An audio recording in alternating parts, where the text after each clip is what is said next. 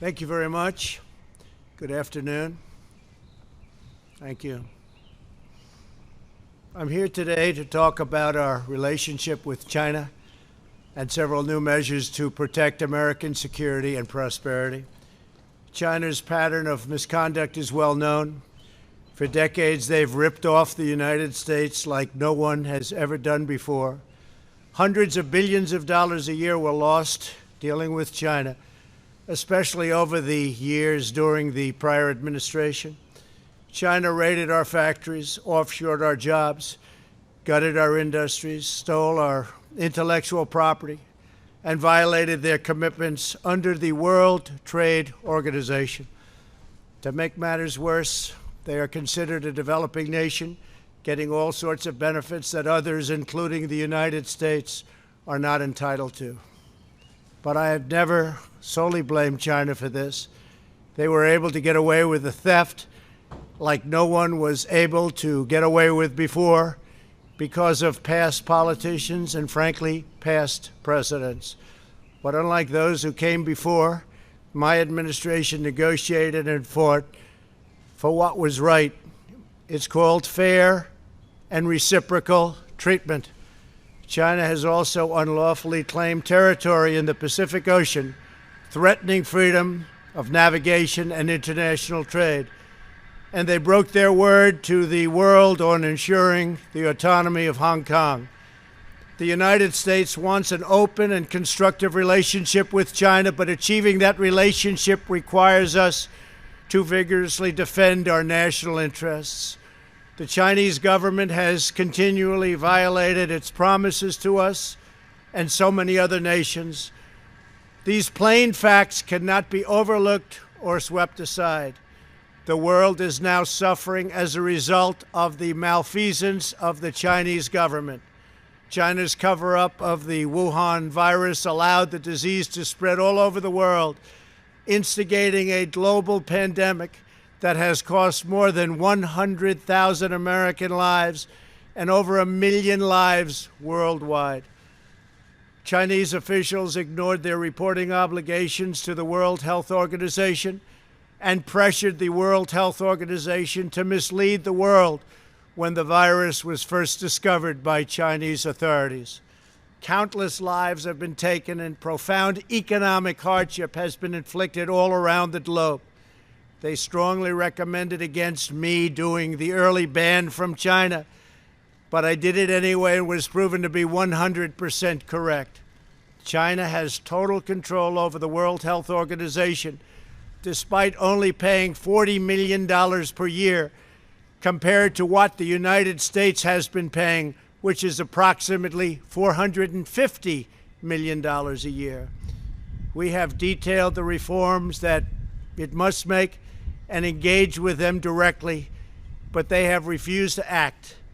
Because they have failed to make the requested and greatly needed reforms, we will be today terminating our relationship with the World Health Organization and redirecting those funds to other worldwide and deserving urgent global public health needs. The world needs answers from China on the virus. We must have transparency. Why is it that China shut off infected people from Wuhan to all other parts of China? It went nowhere else. It didn't go to Beijing. It went nowhere else. But they allowed them to freely travel throughout the world, including Europe and the United States. The death and destruction caused by this is incalculable. We must have answers, not only for us, but for the rest of the world. This pandemic has underscored the crucial importance of building up America's economic independence, reshoring our critical supply chains, and protecting America's scientific and technological advances. For years, the government of China has conducted illicit espionage to steal our industrial secrets, of which there are many.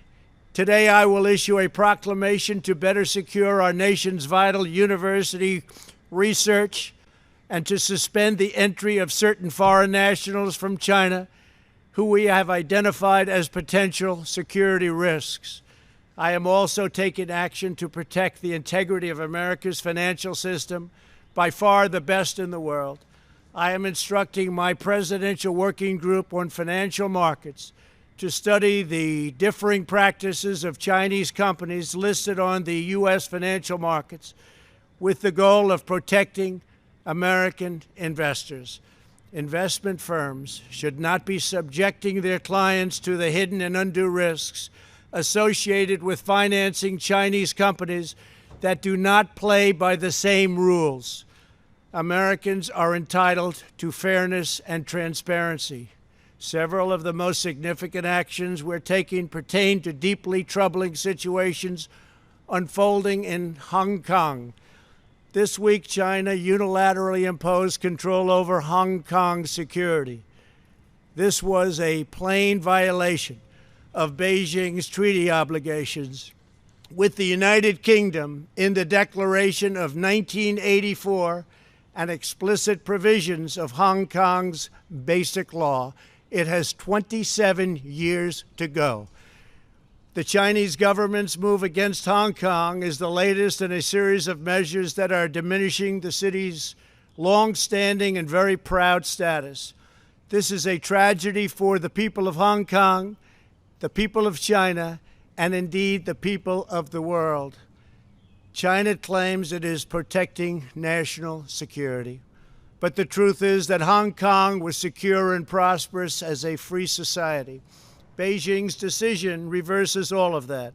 It extends the reach of China's invasive state security apparatus into what was formerly a bastion of liberty.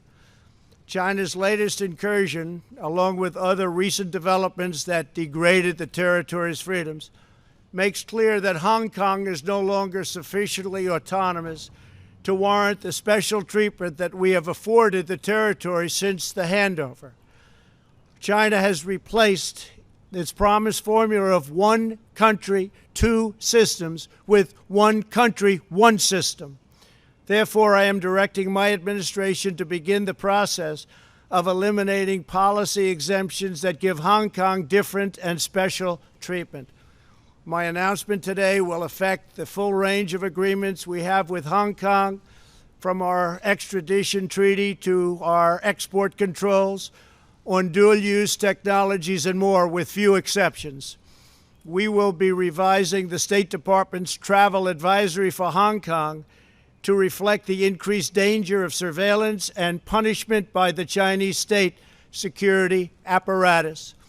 We will take action to revoke Hong Kong's preferential treatment as a separate customs and travel territory from the rest of China. The United States will also take necessary steps to sanction PRC and Hong Kong officials directly or indirectly involved in eroding Hong Kong's autonomy and just, if you take a look, absolutely smothering Hong Kong's freedom. Our actions will be strong. Our actions will be meaningful. More than 2 decades ago, on a rainy night in 1997, British soldiers lowered the Union flag and Chinese soldiers raised the Chinese flag in Hong Kong. The people of Hong Kong felt simultaneously proud of their Chinese heritage and their unique Hong Kong identity. The people of Hong Kong hoped that in the years and decades to come, China would increasingly come to resemble its most radiant and dynamic city. The rest of the world was electrified by a sense of optimism that Hong Kong was a glimpse into China's future, not that Hong Kong would grow into a reflection of China's past. In every decision, I will continue to proudly defend and protect the workers, families, and citizens of the United States of America. Thank you very much. Thank you.